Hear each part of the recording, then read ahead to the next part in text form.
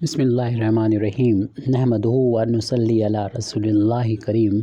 ये problem differential equation के ordinary differential equation of the first order and first degree chapter से है। Solve differential equation x square d y plus y x plus y d x is equal to zero. तो यहाँ पर हम पहले तो d y और d x की वैल्यू को फाइंड करेंगे।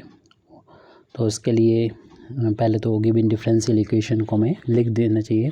तो the given differential equation is the given differential equation is x square d y और plus y x plus y d x is equal to zero. उसके बाद इस term को लेफ़्ट से राइट में ट्रांसपोज करेंगे तो साइन प्लस से ये माइनस हो जाएगा और लेफ़्ट हैंड साइड में जो टर्म लिखा था फर्स्ट वाला वो उसमें कोई चेंज नहीं होगा, वो वैसे ही लिखा रहेगा। यानी ये वैल्यू हो गई x square d y, right hand side में गया माइनस का वाई और x plus y d x. अब यहाँ से हम डी वाई और डी एक्स की वैल्यू आसानी से निकाल सकते हैं। इस डी एक्स को हम इस तरफ ले आएंगे, लेफ्ट हैंड साइड में अपान में पहुँच जाएगा और एक्स स्क्वायर को उधर पहुँचा देंगे तो minus y x plus y upon में ये एक्स स्क्वायर आ गया। यहाँ पर हम ये इक्वेशन देख रहे हैं कि ये होमोजीनियस इक्वेशन है क्योंकि दो टर्म है, यहाँ पर दोनों में पावर इक्वल है। आप यहाँ तो इस तरीके से भी कर सकते हैं कि डिनोमिनेटर में जो कि वन टर्म है तो हमें कुछ देखना नहीं है, यहाँ पर मल्टीप्लाई करेंगे तो ये एक्स वाई प्लस का वाई स्क्वायर आ जाएगा। तो यहाँ पर इसकी जो डिग्री है 2 है, यहाँ पर 1 इंटू हो रहा है तो पावर डिग्री 2 हो जाएगी। तो हर एक टर्म की डिग्री इक्वल हो तो ये इक्वेशन जो डिफरेंशियल इक्वेशन होती है होमोजीनियस डिफरेंशियल इक्वेशन होती है। और होमोजीनियस डिफरेंशियल इक्वेशन को सॉल्व करने का एक ढंग होता है।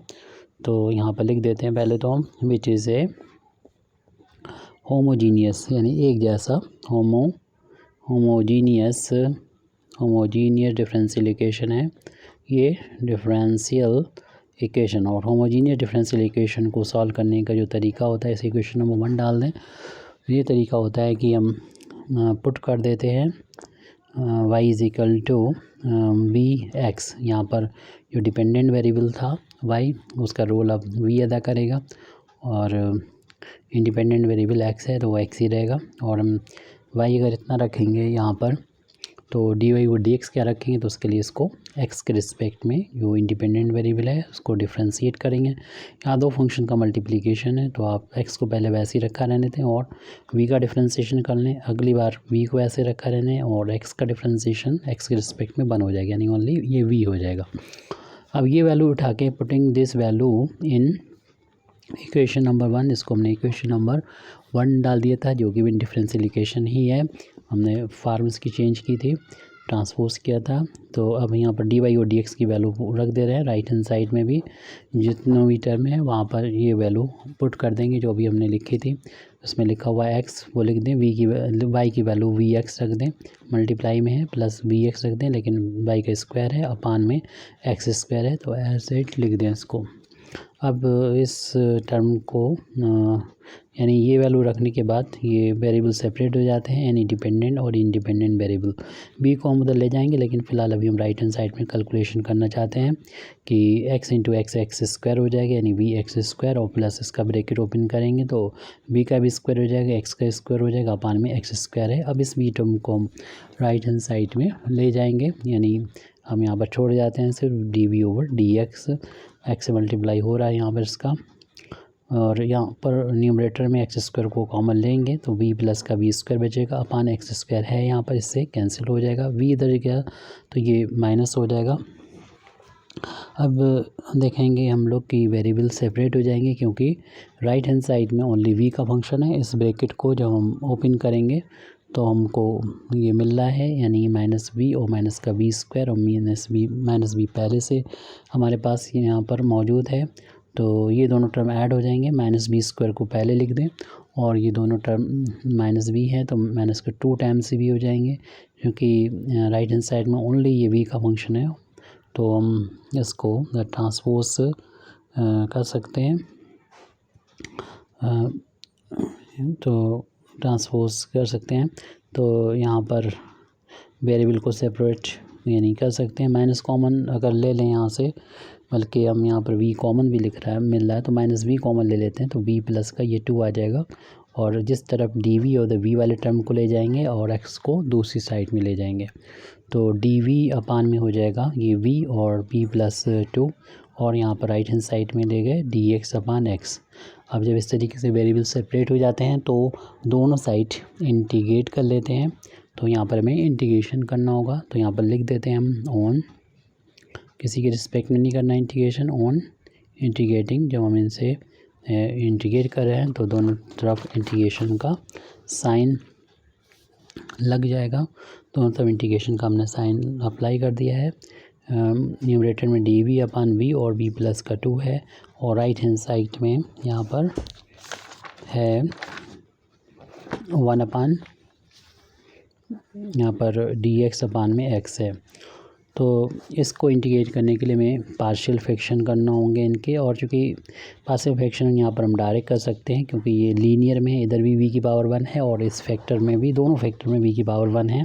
और इसका तरीका ये होता है कि ये कहना चाहिए b प्लस 2 इनका डिफरेंस 2 है।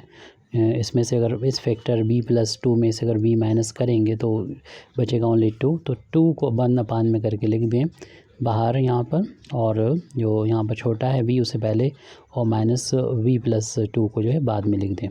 तो यहाँ पर ये पार्शियल फ्रैक्शन डायरेक्ट हो गया और राइट हैंड साइड में ओनली 1 अपान x है। यहाँ 1 का इंटू मान सकते हैं जिसको x के रिस्पेक्ट में इंटीग्रेट करना है। और यहाँ पर भी 1/2 को अगर बाहर ले जाएंगे इंटीग्रेशन के साइन को इस ब्रैकेट के अंदर ले जाएं तो 1 अपान v का इंटीग्रेशन करना है v के रिस्पेक्ट में, और इसी तरीके से इस वाले टर्म यानी v प्लस 2 का इंटीग्रेशन करना होगा v के रिस्पेक्ट में।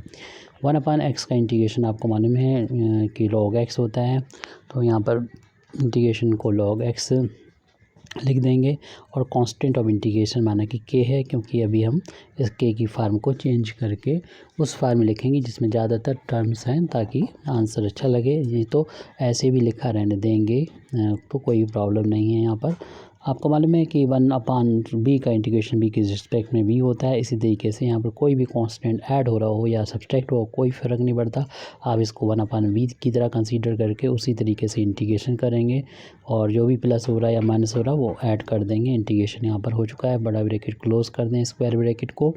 ये log x प्लस का, और ये सारे देख रहे हैं हम लोग कि ये कांस्टेंट जो है कि फार्म में है, तो यहाँ पर भी हम इसको कांस्टेंट की फार्म में ही इसको लिख लेंगे। एक माइनस साइन चल रहा था शुरू से, वो शायद हमारा मिस हो गया, इसको हम कंसीडर कर लेते हैं। एक माइनस साइन यहाँ पर देखिए छूट गया था, इसको यहाँ पर देखिए ये माइनस v था, तो जब हम ट्रांसपोज किया था तो इसको dx उधर ले गया x इधर ले गया, लेकिन ये माइनस साइन जो है रह गया था, तो इसको यहाँ पर लगा लिए जाए, नहीं तो हमारा आंसर गलत हो जाएगा।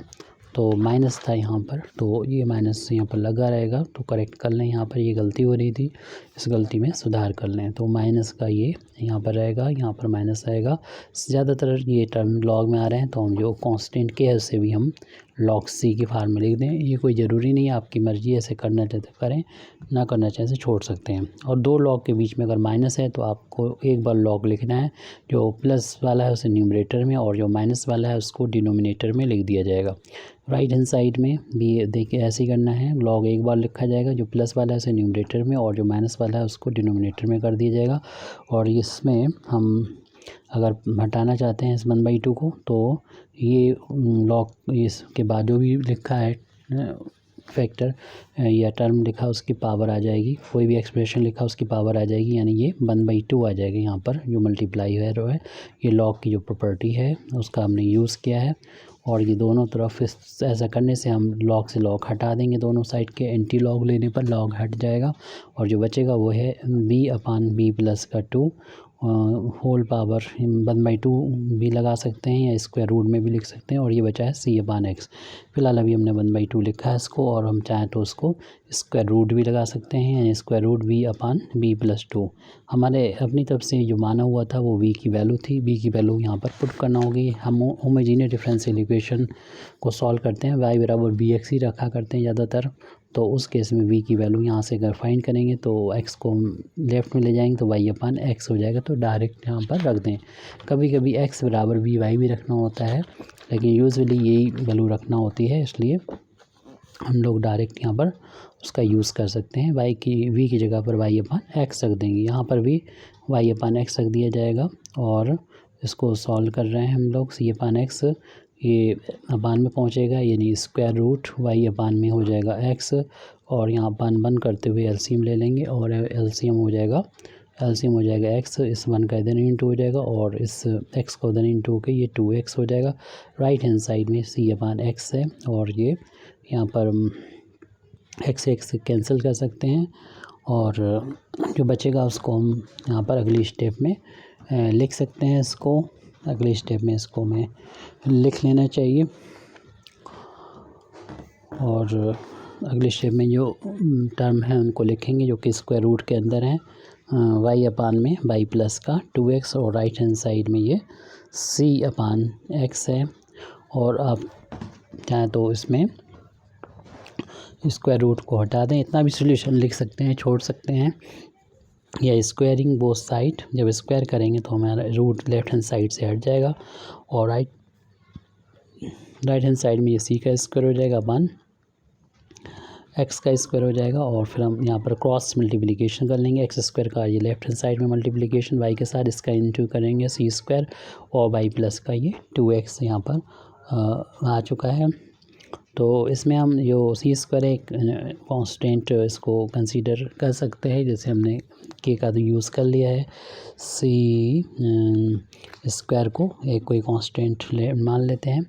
तो x square y is equal to, इसको हम के डैश कह सकते हैं, और एक्स को पहले लिख दें 2x प्लस वाई, तो हमने लेट कर लिया था यहाँ पर, यानी रिप्लेस कर दिया था सी स्क्वायर को के डैश के इक्वल मान लिया है। इतना भी छोड़ा जा सकता है, कोई प्रॉब्लम नहीं, इतना लिख दें तो ज़्यादा अच्छा है। अगर हमने पहले के डैश लिख लिया होता तो अब यहाँ पर के भी लिख सकते थे, ऐसा भी कर सकते थे, और करना आसान था, के डैश सिर्फ करना था, वो मैं गौर नहीं किया, और ऐसा भी लिखने में कोई प्रॉब्लम नहीं है। तो ये सभी कई बार में आंसर आ सकता है, ज़रूरी नहीं कि हमने यहाँ पर जो के था उसे लॉग सी लिख दिया तो वो फिर फार्म इसी तरीके से बदलना है, ये कोई ज़रूरी नहीं होता है। आंसर डिफ़र कर सकता है, लेकिन हमारा कैलकुलेशन सही होना चाहिए। Thank you very much Indeed for listening me, व आखिर दावाना अल्हम्दुलिल्लाहि रब्बिल आलमीन।